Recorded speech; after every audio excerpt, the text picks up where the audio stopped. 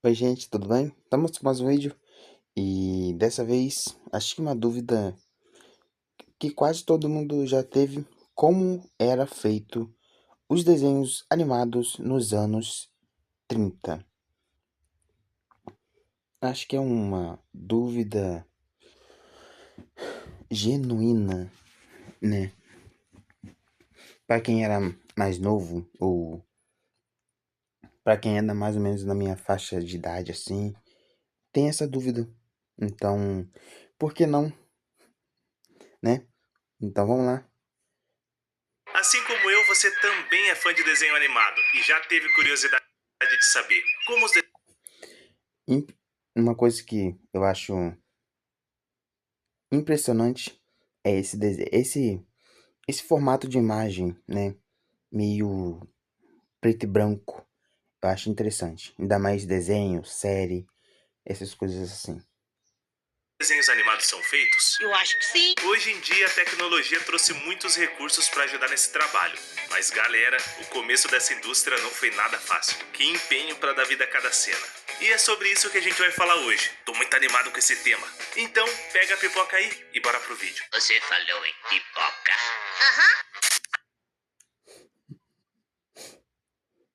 Cara, Pica-Pau tem tantas cenas tão icônicas que daria pra ficar aqui horas e horas falando. Horas. Calma aí, calma aí. Vamos lá, prossigamos. É um vídeo curto, então não. Provavelmente. Calma aí. Vamos lá. Você vai estar aí almoçando. É... eu tô gravando esse vídeo de manhã. Eu acordei cedo pra gravar vídeo. Então, você vai estar assistindo esse vídeo almoçando de boa, tá bom? Então, para não atrapalhar muito o seu almoço, eu estou gravando esse vídeo curtinho, de boa, tá bom?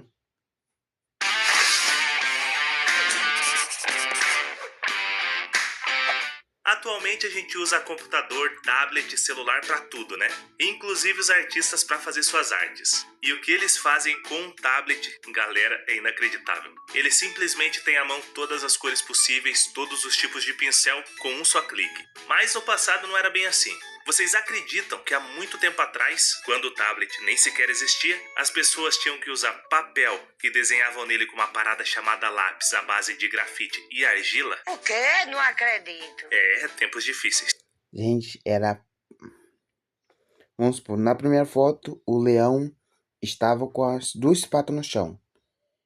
Aí na segunda folha, ele levantou um pouquinho a pata. Na terceira folha, levantou mais um pouquinho a pata. E isso era folha por folha, frame por frame. Era um saco. E antes de falar sobre como era feito o processo de animação em si, deixa eu passar um rápido contexto histórico para vocês. O primeiro desenho animado foi exibido nos cinemas em agosto de 1908, um curta-metragem chamado Fantasmagorie, criado pelo francês Émile Coe. Mano, eu acho top esses formatinhos de música antiga. Apesar de parecer muito simples pra gente hoje, o projeto levou 5 meses para ser finalizado e o autor precisou unir mais de 700 desenhos para produzir o material. Já o primeiro longa-metragem foi produzido aqui mesmo, na América do Sul, mais especificamente na Argentina, por um italiano, naturalizado argentino, chamado Quirino Cristiani, em 1917, chamado El Apóstolo. Infelizmente, a gente não tem material dessa obra hoje em dia, porque tudo se perdeu em um incêndio. Que tristeza. O segundo longa-metragem foi produzido pela alemã Charlotte Heininger, lançado no cinema em 1926. A Charlotte foi a pioneira nesse estilo de animação com... Mas é complicado. Em filmes assim, se eu não me engano, não tinha voz, né? Esses desenhos. Acho que filmes também. Em uma época, né? Eles não tinham desenho, era só imagem. Se eu não estiver errado, acho que era isso, tá bom? Então, eu acho. Não vou afirmar nada. sombra, usando uma técnica chamada paper cut, que basicamente era usar figuras recortadas colocadas sobre um cenário. E a forma de animar essas imagens é basicamente a mesma que eu vou explicar daqui a pouco para vocês. Esse filme precisou de mais ou menos 96 mil imagens e tem 1 hora de duração. Haja disposição para cortar papel, hein? Enquanto isso, um outro personagem muito importante para essa história também fazia parte do cenário, o Walt Disney, que depois de fazer muito sucesso com curtas como Vapor Willie, decidiu se aventurar no seu primeiro longa-metragem animado e em cores, A Branca de Neve e os Sete Anões. A obra começou a ser produzida no início de 1934 e estreou em dezembro de 1937. O Walt Disney previu um investimento de 200 os Sete Anões. A obra começou a ser produzida no início de 1934 e estreou em dezembro de 1937. O Walt Disney previu um investimento de Mano, muito tempo. Muito tempo. US$ 250 mil na época, mas o filme acabou custando 1,5 milhão, fazendo com que o Walter precisasse até hipotecar sua casa. Ih, rapaz. Por várias vezes, o seu irmão Roy Disney, que era cofundador da empresa, e até a sua própria esposa tentaram fazer ele desistir da ideia, por acharem tudo aquilo uma loucura. Ainda bem que ele não desistiu, porque o filme faturou mais de 8 milhões de dólares e até chegou a financiar a criação de um novo estúdio, onde eles produziram outros sucessos como Pinóquio e Bambi. Além disso, A Branca de Neve e os Sete Anões chegou a ser... Eu cheguei a assistir o Bambi. É muito bom. O finalzinho só que meio que desanima, mas dá pra levar. considerado o maior filme de animação de todos os tempos. Tá bom ou quer mais? Tá bom. Dito isso, agora sim vamos falar sobre como era o processo básico para criar um desenho animado e como a Disney aprimorou esse processo, criando um método que foi a base usada nessa indústria por décadas, até o surgimento dos computadores. Para animar uma cena, o desenhista precisava dividir o movimento do personagem em várias poses diferentes, sempre olhando o desenho anterior e imaginando como o próximo deveria ser. Esse é o princípio básico. Curtam esse vídeo, jaguaras! O problema desse método é quando você tem cenários, porque ter que redesenhar o cenário toda vez em cada folha tornaria o processo muito mais trabalhoso e demorado, como se já não fosse demorado e difícil bastante. É verdade. O que facilitou a vida dos artistas foi a criação do método do desenho em acetato, um tipo de folha de plástico transparente. E esse processo foi amplamente utilizado e difundido no filme Branca de Neve e os Sete Anões. E ele funciona da seguinte forma: tudo que era cenário e não se movia era desenhado e pintado à mão em aquarela. Belo trabalho artístico, por sinal. Os elementos que se moviam, os personagens, por exemplo, eram desenhados primeiro à mão pelos animadores, dando o movimento necessário. Esses desenhos eram fotografados e rodados em um pequeno projetor a manivela. Mano, se for parar pra pensar, seria estranho pensar em que, sei lá, vamos colocar há 40 anos atrás. 40 anos. Vamos aumentar um pouco, 60 anos atrás, os filmes, supostamente, não tinha áudio, era só imagem. Muito, ainda mais filmes coreanos. Eu não posso afirmar, mas os filmes não tinham áudio. Eu imagino, pelo tempo, muito tempo atrás, eu acho isso, né? Chamado cinematógrafo, que permitia que a equipe visse a sequência de desenhos em movimento para garantir que estava tudo certo. Depois, os desenhos iam para outro setor, composto exclusivamente por mulheres, que eram responsáveis por transferir todos os detalhes dos desenhos para o acetato, fazendo uso de tinta. Nessa etapa, só os contornos eram feitos, porque depois esses desenhos eram encaminhados para o setor de pintura, também formado só por mulheres. Era nesse momento... É porque, gente, as mulheres têm mais molemolência. Aqui, ó. Calma aí. Aqui. Essa parte aqui, ó. Do pulso. Tá bom? É isso aí. Momento que toda a pintura era cuidadosamente feita nessas folhas de acetato. E quando finalizada, cada célula de acetato levava em torno 8 horas para secar. E foram necessários 250 mil células para o filme ficar pronto. Porra! Tudo isso? E a Disney levava o processo de... Mano, demorava muito tempo. Se hoje em dia um filme que se preza muito, um filme bem produzido, tipo um filme tipo da Marvel, né?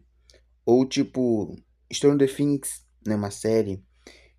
Imagina antigamente, entendeu? Imagine-se, calma aí. Vamos lá. Pintura tão a sério que chegou a desenvolver suas próprias tintas com uma fórmula secreta. Em Branca de Neve e os Sete Anões foram usadas mais ou menos 1.500 tonalidades de cores. Infelizmente, uma injustiça foi cometida na época com essas artistas responsáveis pela pintura. Isso porque nos créditos iniciais do filme, teve um agradecimento especial para a equipe, o nome de todos os animadores apareceu, mas nenhuma dessas mulheres teve seu nome citado. Que mancada, né? Que deselegante. Totalmente. Beleza, galera. Depois que os cenários estavam pintados e as células de acetato prontas, era hora de unir as duas coisas. Então a equipe precisava posicionar o acetato sobre o cenário para mais uma vez fotografar quadro a quadro. Só para vocês terem uma ideia, para cada segundo de filme eram necessários 24 quadros. E para o filme todo, esse processo foi repetido 500 mil de vezes. Facinho fazer uma animação, né? Meu Deus. E o trabalho para finalizar o filme... Mano, acho que demorava aí no máximo uns 5 anos. No mínimo, né? No máximo uns 10 anos. 15 anos, tá? não parou por aí não. Ainda era necessário gravar os efeitos sonoros,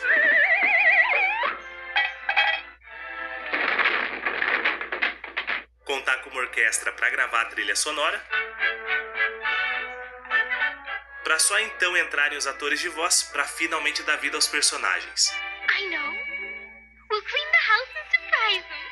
Mais tarde, da década... Mano, essas vozes antigas, né? Ai, meu Deus. Essas vozes são muito boas. Literalmente, ela dava um... Essas vozes, assim, davam um tom muito brutal. É uma palavra meio idiota, mas, porra... É como se os personagens, eles se conectassem, né? Com os dubladores. Não que isso aconteça há muito tempo, né? Mas hoje em dia não se sente essa conexão. Eu não consigo sentir o mesmo nível de conexão que antigamente. Na década de 50, esse processo foi ainda mais... Eu não estou falando que todos os dubladores acontece isso com eles. Não, alguns sim. Alguns eles não se conectam com o personagem. É só um personagem qualquer. aprimorado, porque a Disney criou o que eles chamavam de processo câmera multiplanos. E o que era apenas um cenário de fundo que se movia para dar a impressão que o personagem em acetato estava realmente caminhando, acabou ganhando um nível de detalhamento muito maior. Porque agora o cenário, que passou a ser pintado em vidro com tinta a óleo, podia ser dividido em várias camadas e movido tanto para a esquerda e para a direita, quanto para mais distante ou mais próximo da câmera, dando um efeito visual muito mais real e bonito, como nesse exemplo da floresta do filme Bambi.